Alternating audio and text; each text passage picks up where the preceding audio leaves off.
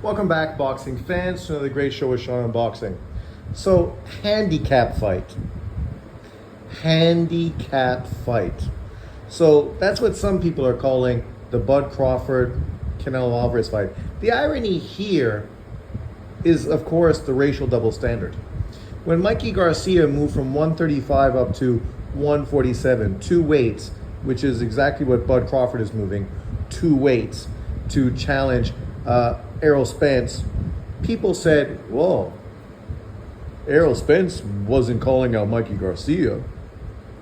So that was their justification of Errol Spence to ducking a unification fight with Bud Crawford to fight a lightweight world champion.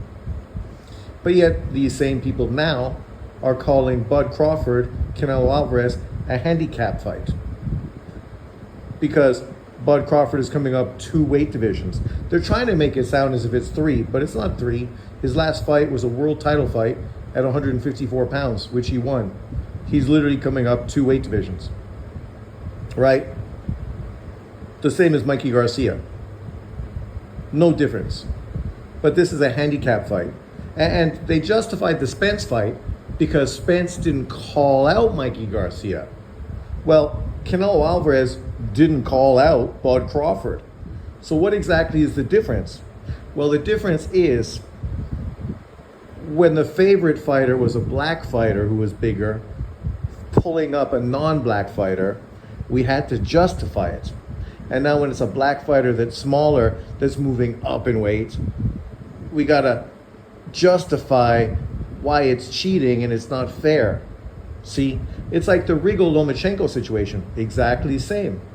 Rigo went up two weights, maybe three weight divisions, right? From 122 to 135, 130. So two weight divisions moved up to 130 to challenge Lomachenko. People don't want to give Lomachenko credit like they gave Errol Spence credit. But yet Lomachenko also was not calling out Rigo. So you got three identical situations. Three fighters that are bigger, Loma, Spence, Canelo. The only difference is that one of them is black. And then you look at the opponents, right? Rigo, Crawford, Mikey Garcia. The only difference is that Rigo and Bud Crawford are black. Mikey Garcia isn't. So of course, these usual suspects want to make excuses why, of course, Bud Crawford, potentially, and why Rigo got beat. Because obviously the opponents were weight bullies. But yet, with the black fighter that is being the weight bully with Mikey Garcia, oh, no. Now we got to justify why the black fighter is not a weight bully, because he wasn't the one chasing after the fight. Like, you cannot make this argument make fucking sense, because these are three identical situations, but yet the narrative is different based on color, based on race. That's the only differing sort of factor involved in this.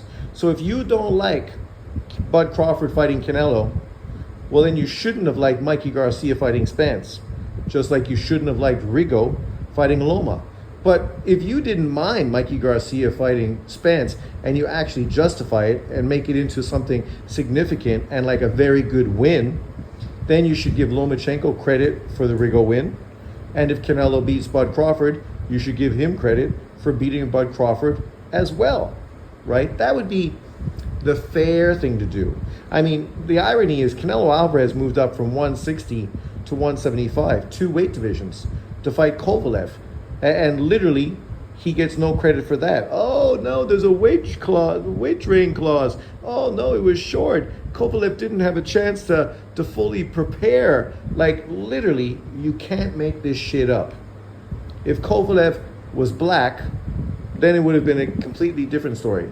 Or if the fighter going up to fight Kovalev was black, people would be acting as if somehow he deserves tons of credit and it's racist that he's not getting credit. But because Canelo isn't black, he don't deserve no credit.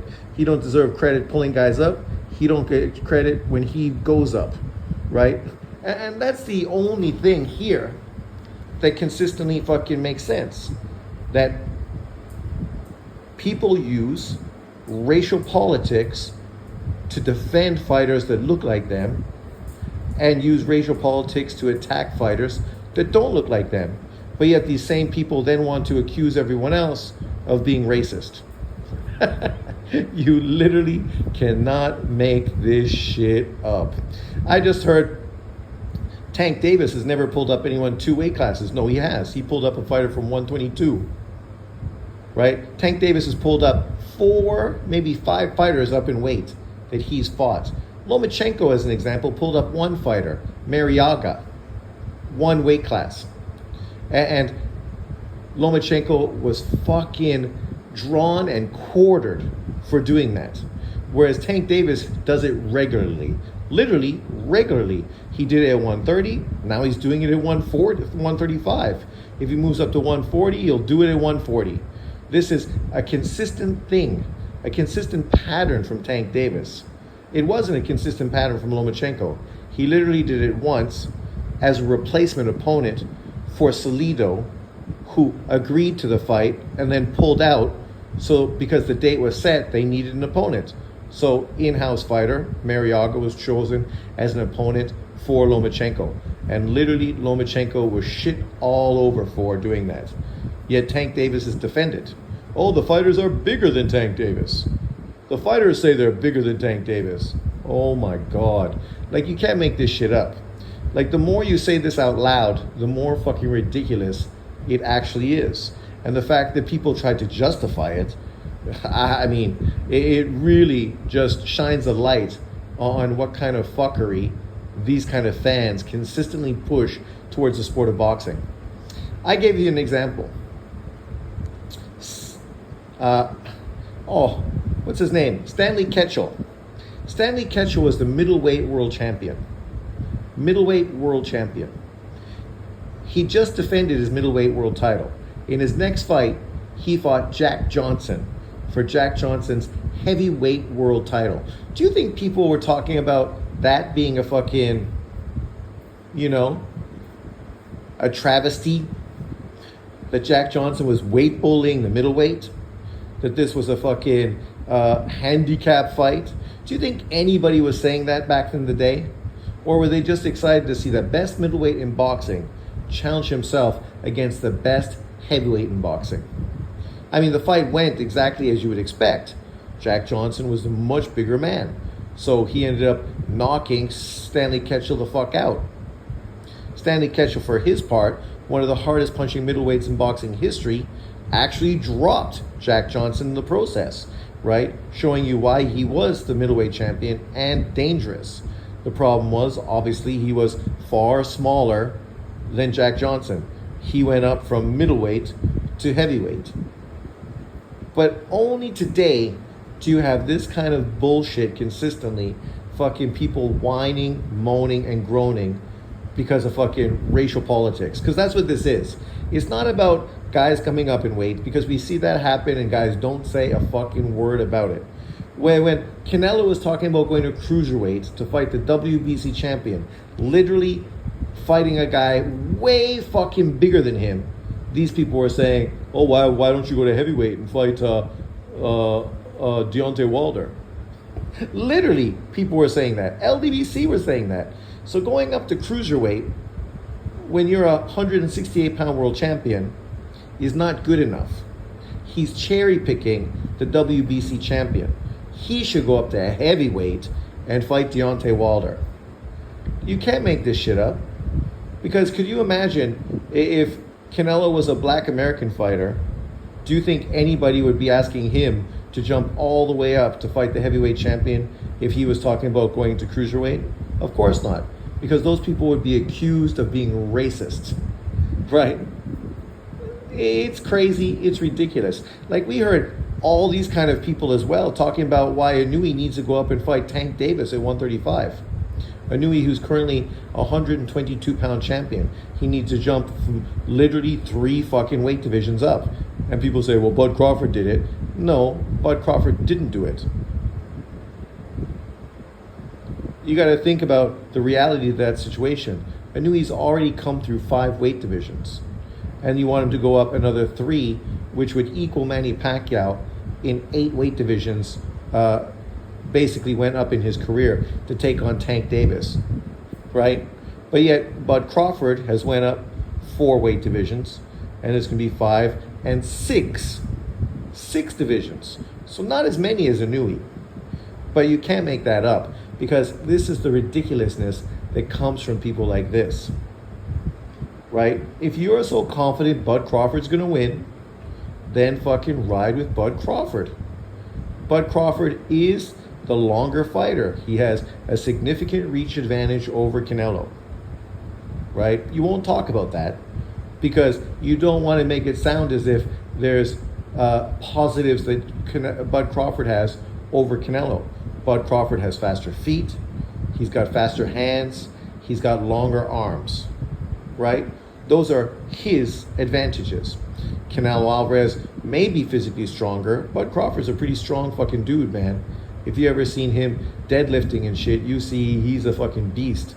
Also fucking wrestling and everything else. So, you know, he's no pushover. But we will say that Canelo is stronger. He's thicker. And he punches harder. But out of all those things there that are significant, the only one that really is significant is punching harder. Because Canelo is not a guy that uses his physicality in fights. You know how we can see that?